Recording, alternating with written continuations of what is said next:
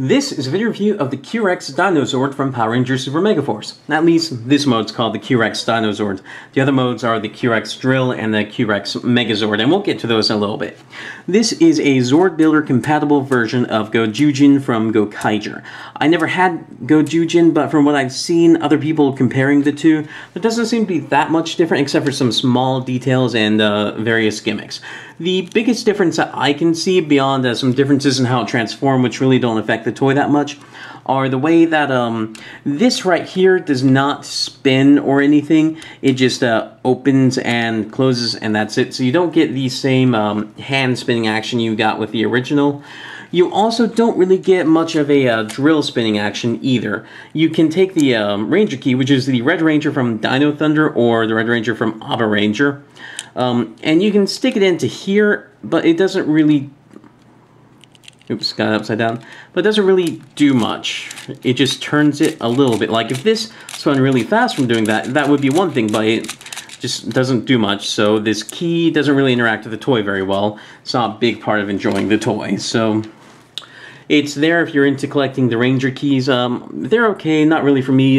Just extra stuff that I have to keep track of. Now anyway, this mode is quite nice. The head can look up and down. No side-to-side movement though. The mouth can open, but to make it look anything close to natural, you have to fiddle with it. Like this looks like he has a massive underbite. This looks like he has a massive overbite, although it doesn't look quite as bad. You have to find some median between the two to get an open mouth to look decent on him. His arms can rotate around 360, although they will slap into that. And his legs are actually quite nice. They can go back a little bit. You can rotate above the knee. You have a knee, which is very rare for Power Rangers, and you have some ankle articulation too. The tail can also rotate around side to side like this, and it can move up and down. You have a joint right in here, which does help a little bit with keeping the tail from dragging on the ground.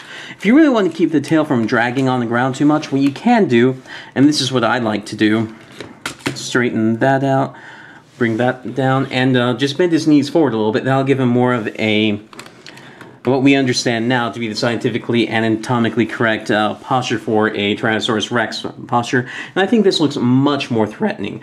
It gives him a much longer appearance. He's not quite as tall, but he's a lot longer and closer to what he might actually bite. So it just looks more threatening. I like how it looks. Compared to the legendary Megazord, with his normal posture, he is just a little bit taller. And he's not really bigger, but he looks more imposing and more threatening, and he takes up a bit more space because of how long his tail is. So he feels bigger than legendary Megazord, which honestly feels a little bit tiny, but he's basically the same size. Now, to transform this into the Q-Rex Drill, which is basically the the spaceship that's supposed to be a reference to the Time Force Delta spaceship thing they had, although it barely looks like it. It's fairly simple. What you want to do is you want to pop off the legs here. On GoZyuJin, you wouldn't pop off the legs. They would have a hinge right there, actually. They kept the molding for the hinge that would flip it back like that. And I don't actually remember if on GoZyuJin you had to take these off to put them on correctly. But what you want to do is you want to put the arms like this on the bottom so that all the wheels are rolling forward and the claws are pointing out to the side.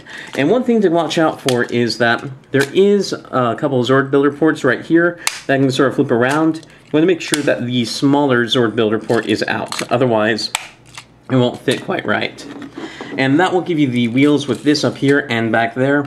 We'll want to take the Dragonzord head, or not the Dragonzord, the Dinozord head, and there are two Zord Builder ports, one right here and one right here. You want to plug it in like that so the head is looking over it.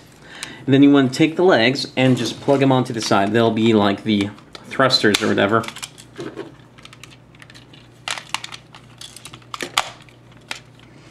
And this is the Q-Rex Drill. And it looks okay, but the front of it kind of flops. There's not much you can do about that. If they didn't have this joint, which I'm not really convinced is necessary because you have that joint right there, and that joint is only to make the Dinozord mode look a little bit better. If it didn't have that, it wouldn't be quite so bad. Like if I'm holding that up, this only droops a little bit, and you could tighten that if you wanted. Well, you can tighten both joints, but either way, I'm not too impressed with the floppiness there. One thing I do like to do is, this looks kind of ugly to me having this Zord Builder port visible, so I usually fold those down. You still get those though, there's nothing you can do about them. Like if you raise that up, it doesn't look any better, it looks kind of worse I think. And you can fold these forward. I think it makes for a slightly more threatening looking spaceship, but you don't have to. It doesn't provide anything that is objectively better, it's more of a subjective taste thing. So anyway, this is the Q-Rex drill. It rolls pretty decently, actually. And that's about it for this mode.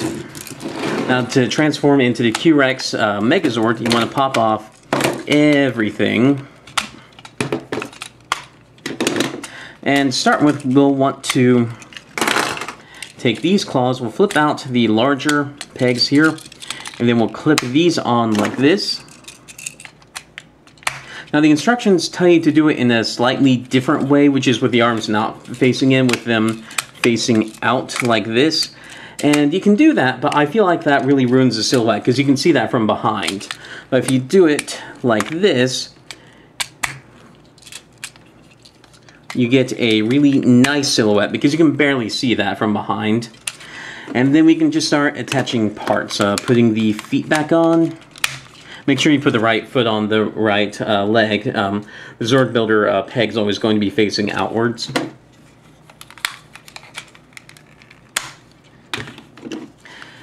This arm here,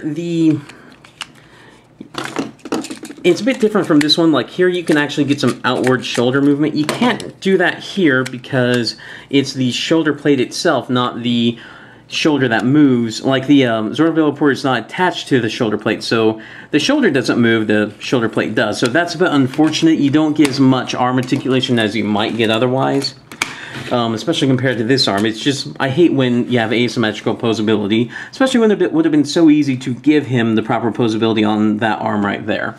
And to finish it off, we will pop this down, pop this out, pop this back up, and spread apart the horns. And I think this, the Q-Rex Megazord, looks really good. And this is supposed to be a reference to the main Megazord from Dino Thunder. I forget its name. I never really got into Dino Thunder, or I plan to, I just haven't gotten around to it yet. But anyway, it's supposed to look like the main Megazord from Dino Thunder. And you can really see that here because it has a Tyrannosaurus Rex for a hand, mouth for a hand, and then you can also get a hand out there. And then also has the spinning drill thing. So, very similar to the Dino Thunder Megazord. And it's actually kind of similar to Megatron from B-Source too, because he has the T-Rex hand and then the tail for a weapon. Now, compared to the legendary Megazord, it doesn't have as much bulk up here, but all the arms and legs and stuff, and then he has some stuff on the back, make him so that he's a little bit taller. He's just a little bit bigger, except for these shoulder pads. If the legendary Megazord didn't have these shoulder pads, then he would definitely be smaller than the Q-Rex Megazord. And for posability in this mode, you actually get a fair amount. This arm rotates around. You get an inward joint right here. You can reveal the hand here if you really want, although that will screw with that joint right here. I'm happy enough with just the T-Rex head. You get this, I can go around, not quite 360 because of these. It goes in and out. Nothing at the head. The legs are actually quite nice to go forward, not back, but you do get some knee articulation.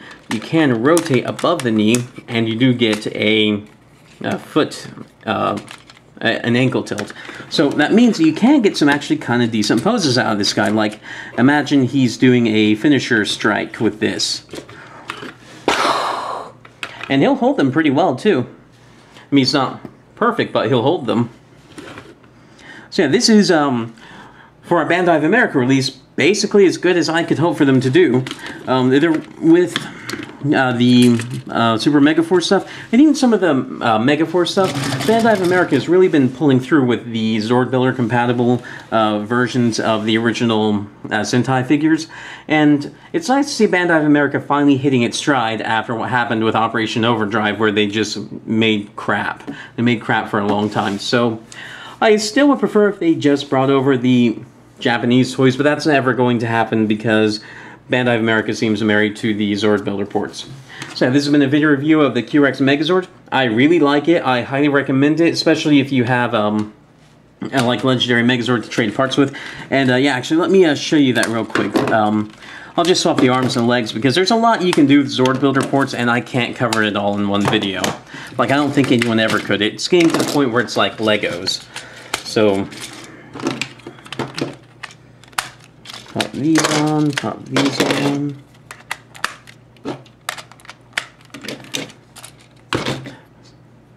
Oops, I got that leg backwards. So there's the Legendary Megazord with the Q-Rex Megazord parts. And the Q-Rex Megazord with the Legendary Megazord parts.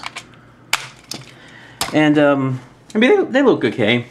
So yeah, I do highly recommend basically both of these figures, but since Q-Rex Megazord is the focus of this video, I do recommend the Q-Rex Megazord quite highly.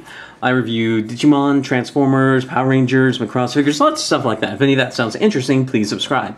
I've got some links in the video description down below, some playlists and some Facebook links. Check them out, and thank you for watching.